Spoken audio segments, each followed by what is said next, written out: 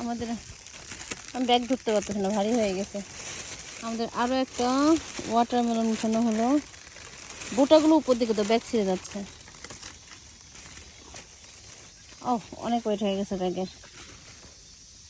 ক্ষেতের শাকসবজি একদিন দুই দিন পর পর আসলে মাশাআল্লাহ বাজার হয়ে যায় আমাদের।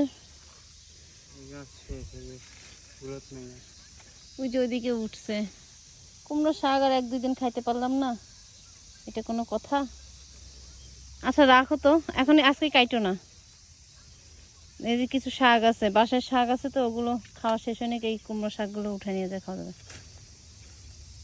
এই কি পাম্পকিন?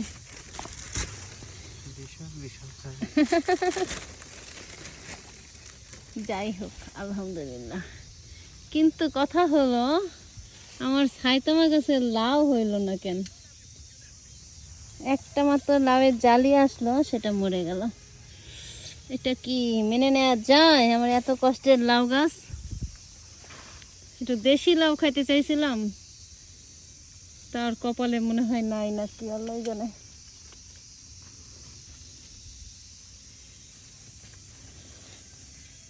একটা লাউ খাইলাম, তাও জাপানিজ লাউয়ের জাত। কারণ দেশি লাউয়ের টেস্ট অন্যরকম, জাপানিজ লাউয়ের টেস্ট একটু আলাদা, দেখতেও আলাদা। এই যে জাপানিজ লাউ আমাদের আরও একটা এসেছে, মাশাআল্লাহ দোয়া করবেন সবাই। যাই হোক লাউ তো খেতে পারতেছি, কিন্তু দেশি লাউ হলে আরও বেশি ভালো হতো।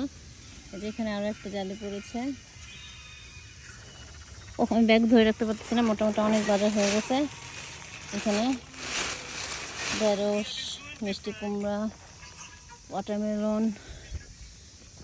আচ্ছা কি করলা কাটবা না? করলাগুলো ছোটো ছোটোই দেখতেছি। পরশু দিনে আসছিলাম, কি কাটবো আর? মরিচ উঠাইতে হবে কিছু, মরিচ পেকে গেছে একদম। আর এই যে আমার ডাল লাগানো হয়েছিল কলমি শাকে, সেগুলো কি সুন্দর হয়েছে। পুঁই শাক খেয়ে পুঁই শাকের ডাল লাগিয়েছি, ও পাশে পুঁই শাকের ডাল লাগিয়েছি, ওই সাইডে আরও কলমি শাক আছে। আর মরিচ গাছে মরিচ অনেক আছে, পাড়া মানে উঠানোর টাইমই পাই না।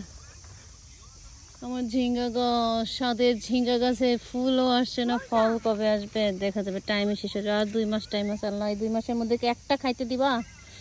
একটা অন্তত দুইটা একটা হোক, তো খাইয়া শান্তি পাই। কারণ আর তো সময় নেই, সামার তো শেষ হয়ে যাচ্ছে। আগস্ট মাসের মাঝামাঝি এসে গেছে, আগস্ট সেপ্টেম্বর অক্টোবর আসতেই তো সব গাছপালা শেষ, তাই না? টমেটো আছে, একটু পাকতে দাও, পাকা টমেটো হোক, তুমি কাঁচা কাঁচা উঠায় ফেলো। ওয়াও, এটা পাকতে দাও। পাকা টমেটো সালাদ করে খেতে ভালো লাগে, কাঁচাগুলো হচ্ছে রান্না খেতে ভালো লাগে। আমার কলমি শাক,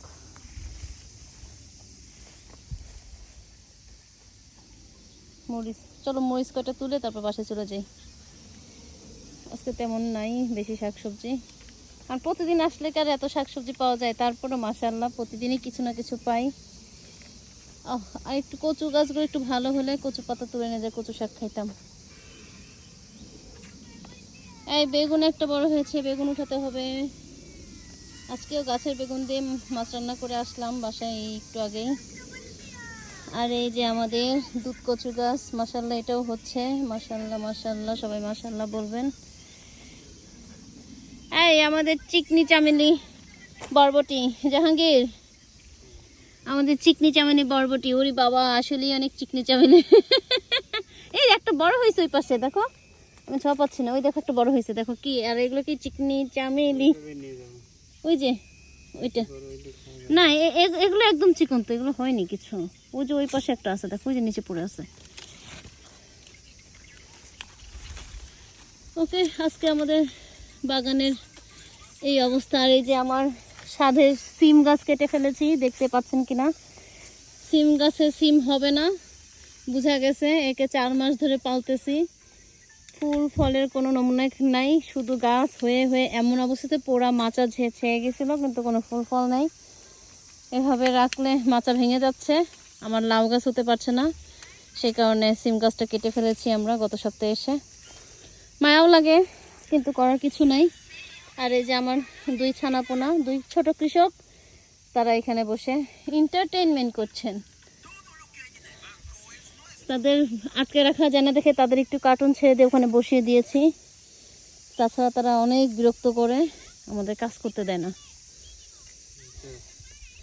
এই যে করলা, আরে এই করলাটা উঠাবো। আমি প্রথমে ভাবছিলাম কি এটা হচ্ছে করলা গাছ থেকে পড়ে আছে, জাহাঙ্গীর বলতেছে এটা নিচেই হয়েছে। এইদিকে করলার একটা ডাল আসছে, এসে নিচে একটা হয়ে আছে। আমি পুরাই অবাক হয়ে গেছি।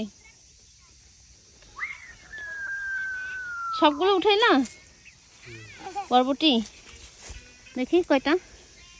ও আমার হাতে জায়গা নেই, দেখাও দেখি কয়টা। একদম চিকন চিকন। ওকে, আল্লাহ হাফেজ।